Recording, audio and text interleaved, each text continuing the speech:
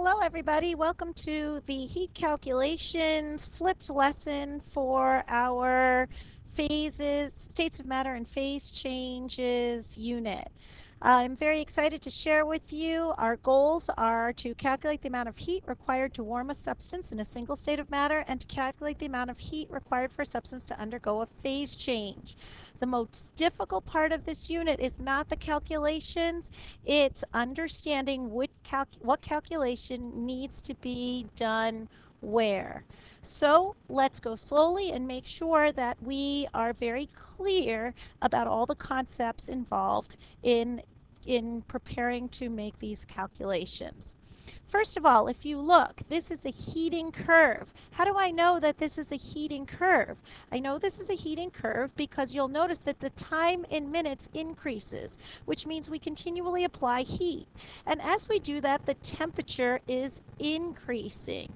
Because of that, that means that the heat is going somewhere, it's being absorbed to either raise the temperature or to weaken the intermolecular forces between the molecules in the different states of matter. So this is an endothermic process. If we were going in the other direction, if we started at F and heat was being released or removed from the substance, it would be heat released or an exothermic process, and that would be considered a cooling curve. So going in this direction, it would be cooling. Going in the forward direction, that is a heating curve. Okay, right now we're going to concentrate on heating, but both of these directions are important in terms of our lesson today.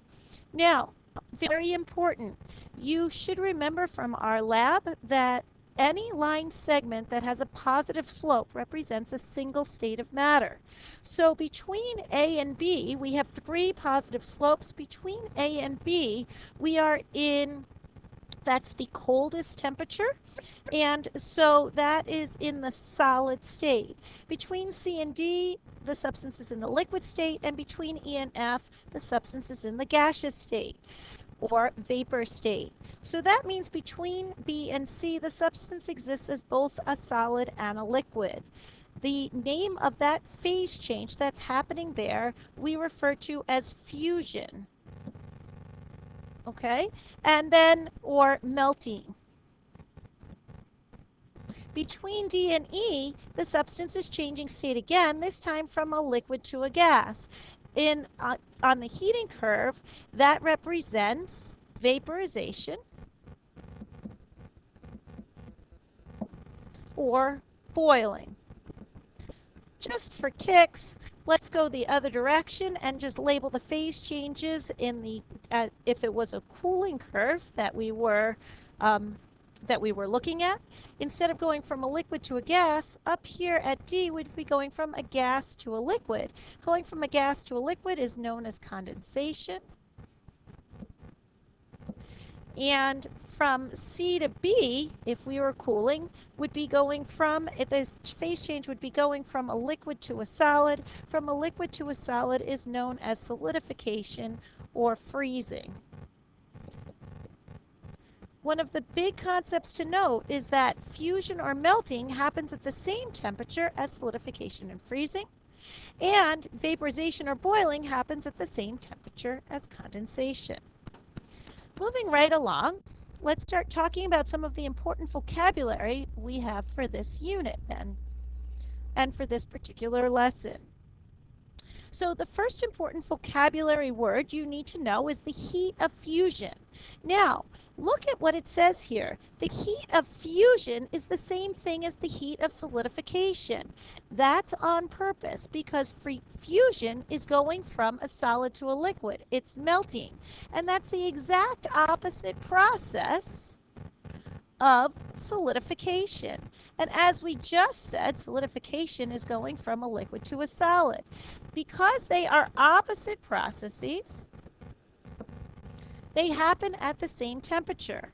It also means that the amount of heat absorbed when a substance is going from a solid to a liquid must be the same amount of heat must be released when you're going from a liquid to a solid. Take a look. What is heat of fusion and heat of solidification? It's the heat required to melt 1.0 grams of a solid at a constant temperature. That makes sense because heat of fusion is melting, right? So the heat required to melt 1.0 grams of a solid at a constant temperature. But the thing that you have to keep in mind is that solidification is the opposite process. So if we absorb heat to melt, the same quantity of heat also has to be released when the substance is being frozen or undergoing freezing or when it is solidifying. The next definition is heat of vaporization. Heat of vaporization is the heat required. Well, let's look at the definition. The heat required to vaporize 1.0 grams of a liquid at a constant temperature.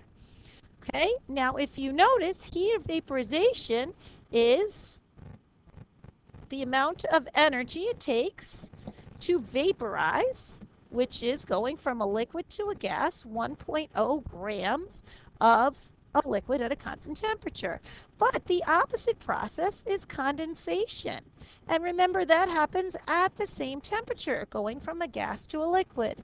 Because they're opposite and they happen at the same temperature, the amount of energy absorbed to vaporize is the same amount of energy released when you condense. You see, it says so right here. This quantity is absorbed during vaporization and released during condensation. The other important vocabulary word that you know is specific heat. Okay, specific heat. And just so that we don't get confused, specific heat has a symbol, C. We'll talk about all the symbols, but I want to make sure you know that that's C. And all specific heat is the amount of heat it takes to raise the temperature of 1 gram of a substance 1 degree Celsius. Okay, now the biggest, most important thing you need to realize is heat of fusion, heat of vaporization, and specific heat represent 3 independent formulas. Heat of fusion and heat of solidification represents melting. There is no temperature change during a phase change. Same thing is true with heat of vaporization, heat of condensation. No temperature change during this phase change. But specific heat, look what's happening with specific heat. You're changing the temperature, so you're in a single state of matter, and the temperature is changing. When we say the temperature's changing, we represent that with the symbol delta T. Delta, whenever you see delta, it means to change, which means that you are going to subtract. Let's see how this applies. Okay, first of all, you should have your reference tables in front of you. And you should realize that the reference tables are there to help you. So for example, if we look at table T, I'm going to look down here at table T first, there are 3 important formulas or equations to help you to understand how much heat is absorbed or released either during a warming or cooling of a single state of a substance in a single state of matter, or during a phase change. So take a look at these particular formulas. Okay, notice there are 3. Q equals mc delta T. Very important, look over to the right of the formulas. It says Q is heat. That's the heat required to raise M, a certain mass, with a certain specific heat capacity, a certain temperature. So you're changing the temperature. Notice that that's the formula that you use when there is a change in temperature. Look at the other two formulas. Q equals M, which is a mass again, but HF. HF represents the heat of fusion. It also can represent the heat of solidification. What does that mean? That's the amount of energy that's absorbed or released during the phase change melting or solidification for a certain mass of a substance. And then Q equals mHV, that's the heat of, that represents the heat of vaporization or the heat of condensation. So that's the heat absorbed or released when a substance undergoes the phase change from a liquid to a gas or a gas to a liquid. The other important table that you need to look at in order to do these calculations is table B. Why table B? Because if you look at table B, you'll see that these are physical constants for water. So if we're looking at a problem and we realize that the substance that we're using is water and it doesn't give us the heat of fusion or the heat of vaporization or the specific heat, we can look on table B and we can use those values to fill in the formula. So heat of fusion, what are we looking for there? That's the HF. So anytime we need to use HF and it's for water, we use 334 joules per gram. If we need the heat of vaporization, that's HV. If it's for water, it's 2,260 joules per gram. In other words, it takes 2,260 joules are absorbed every time you vaporize 1 gram of water. Okay, and then the specific heat capacity for water, that's the C value in here. That's C. If you don't know what C is, the C value is 4.18 joules per gram degrees Celsius. Okay, so you must use these two tables in order to understand how to solve these types of problems. The other thing you might want to notice is we have a new unit. The new unit is called a joule. If you look on table D shows you that a joule, which is abbreviated J, is the unit for energy or heat or work. So that joule is the unit for any of these Q's.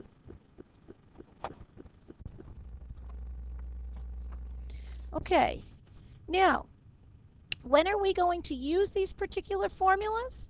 Well, if the problem asks you for the amount of energy it takes to melt or fuse or solidify or liquefy, you know you're going through a phase change. That particular phase change is fusion, or the opposite of fusion, solidification. In that case, we always use Q equals mHF.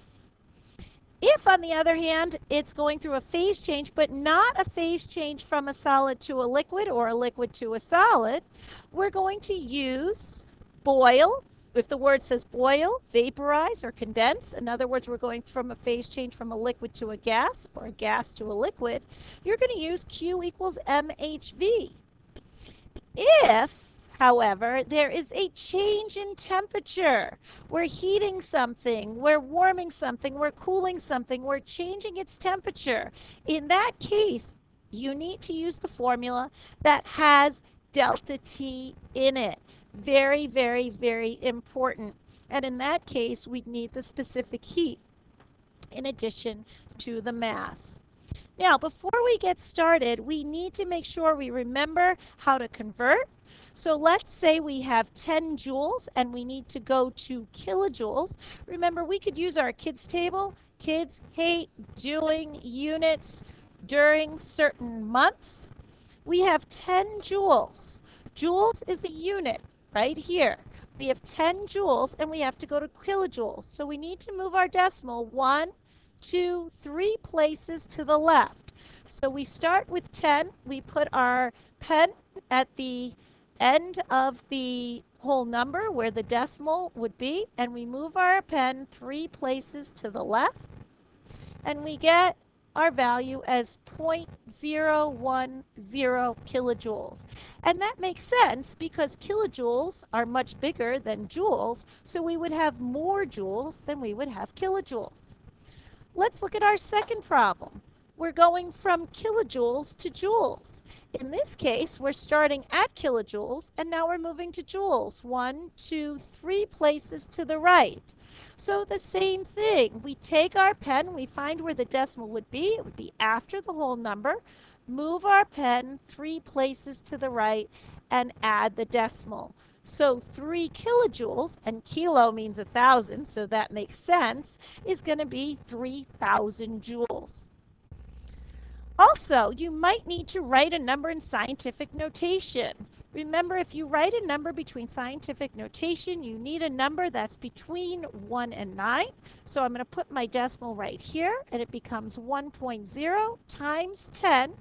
And this is a number that's greater than 1. Because it's greater than 1, it's going to be a positive number. And I have 1, 2, 3, 4 places I'd have to move my decimal. So it becomes times 10 to the 4th. So 1.0 times 10 to the 4th is the same thing as saying 10,000. What happens if you have a number that's smaller than 1? Well, again, I need my decimal in a place where it is where we can find a number that's between 1 and 9. So I'm going to put it after the 3. I realize that this time it's going to be a negative number because this number is less than 1. And I'm going to move my decimal 1, 2, 3, 4, 5 places in order to write this value in scientific notation. So it becomes 3 times 10 to the negative 5th. Keep that in mind as we go on solving these problems. Take a look at these guided practice now. So guided practice number 1. Look at what it asks you. What is the minimum amount of heat required to completely melt? Ding, ding, ding, ding, ding, ding, ding. Oh my goodness, I know what formula to use. Melt is a synonym for fusion. So I say Q equals MHF. I automatically know what formula to use. Now, my knowns. What are my knowns?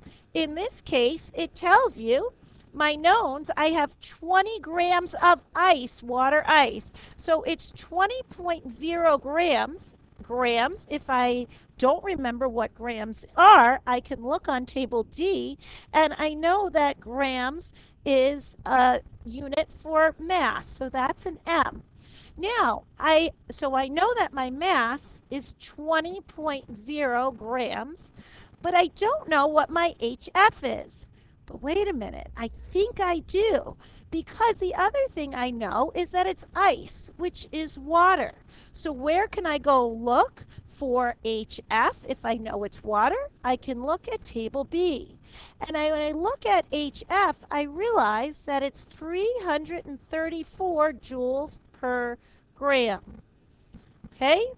Now, this value is over 1, so the grams over grams cross out, and I know that my value that's left is joules. So I go Q equals 20 times 334 equals 6,680 joules. I look to see if that value is here, and the answer is, in fact, C. Let's try another one. Try it number 1. Turn off the tape, try it yourself, and then come back on, turn the tape back on, and we'll do it together. What amount of heat is required to completely melt? Ding, ding, ding, ding, ding, ding, ding, melt. Q equals MHF. Now we have a 29.95 gram sample, so we know the mass is 29.95 grams. Oh, look what it says of water. Well, we know that HF of water from table B, we look up on table B, is 334 joules per gram. Now, I'm a little confused. This 0 degrees Celsius, does that matter? That's just there to trick us. Do not get confused. Melting of water happens, or ice to water happens at 0 degrees Celsius. So that temperature is not changing. It's just telling us at what temperature the ice is melting, which makes sense because the sample is water. So we say Q equals 29.95 times 334, and we get 29.95 times 334 equals, and we get this value that is Q equals 100.3033. Uh-oh. I think I did the math wrong. Let's try that one more time. 29.95 times 334 equals. Nope, that's right. Okay, so now we need to put in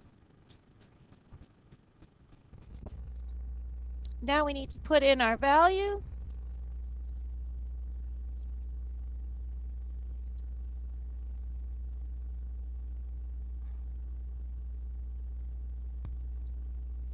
Okay, so I wrote this down wrong. It's 10,003.3. So if I were to write that in scientific notation, I want a number between 1 and 9. I get 1.0 times 10 to the 1, 2, 3, 4 times 10 to the 4th. And that value is D. Okay, let's try the next type of problem. Okay, guided practice number 2.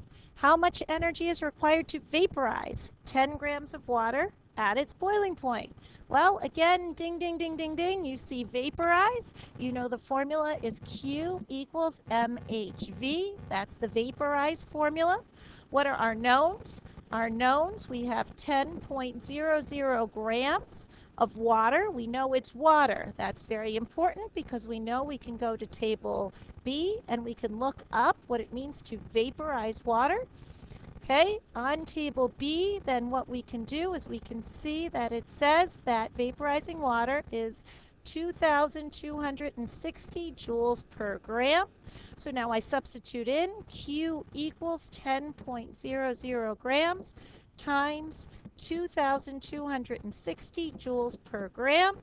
I do the math and I get 10 times 2,260, and you get Q equals 22,600 joules, right? We're at joules. Now I look up here and I realize the answer's not here.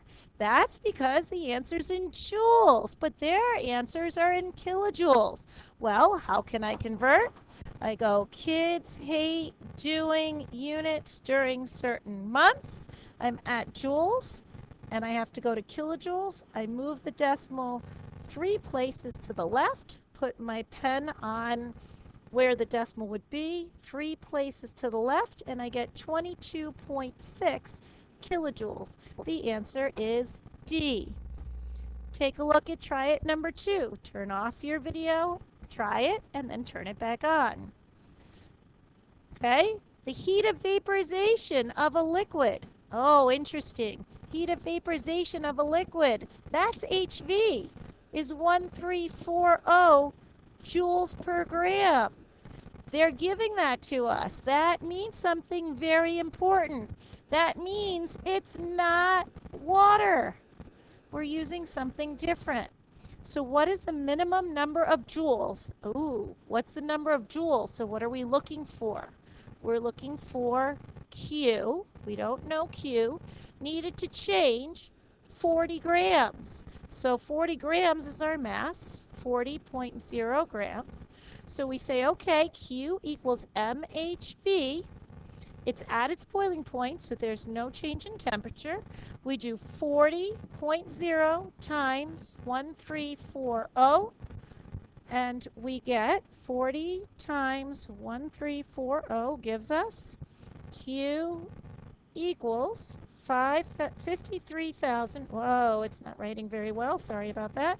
53,600 joules. And our answer is once again D. All the answers to this seem to be D. Okay, last type of problem, guided practice number 3. When 200 grams of water, 200 grams, so we know our mass is 200 grams, this cools. Oh, it cools. Let's see. I'm suspecting there's going to be a delta T. Let's see. It changes from 50 degrees to 25 degrees. There is a change in temperature. The change in temperature is 50 minus 25 degrees, which gives us 25 degrees Celsius. And we're asked for, oh, wait, I missed something. Also, it's water. So we know we also have water. Well, let's see, what formula are we going to use to find the total amount of heat energy release? Well, we know there's a delta T, so we have to use Q equals mc delta T. Well, we know the mass is 200 grams. We don't know the Q, right? 200 grams, let me fix that. Okay.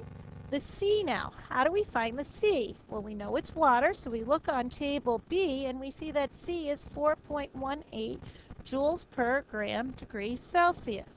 So 4.18 joules per gram degree Celsius times the change in temperature, which is 25 degrees Celsius. Our grams are going to cross out and our degrees Celsius are going to cross out, so our answer is going to be in joules. Oh, this is confusing because some of the answers are in kilojoules and some are in joules. So let's see what happens when we do our math. 200 times 4.18 times 25 gives us 220. So Q equals 20,900 joules. Well, that answer's not there. So let's see if we convert to kilojoules. How do we do that? Kids hate doing units during certain months. We're at joules. We have to go to kilojoules. 3 places to the left. 1, 2, 3. Now,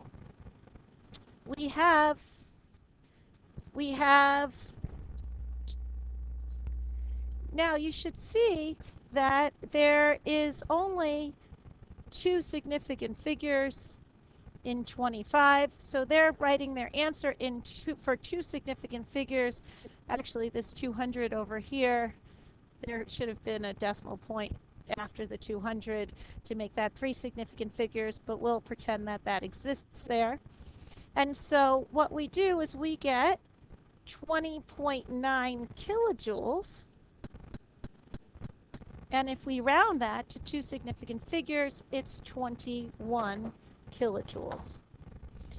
Turning the page, try it by yourself. Turn off the video, and then we can try it together. Let's see. The temperature of a sample of water. Oh, we know it's water, so we know we have to look at table B. Changes. Oh, ding, ding, ding, we're going to have a delta T. It changes from 10 degrees to 20 degrees. So it changes 20 minus 10 gives you 10 degrees Celsius. We know it's water, so the specific heat is 4.18 joules per grams degrees Celsius.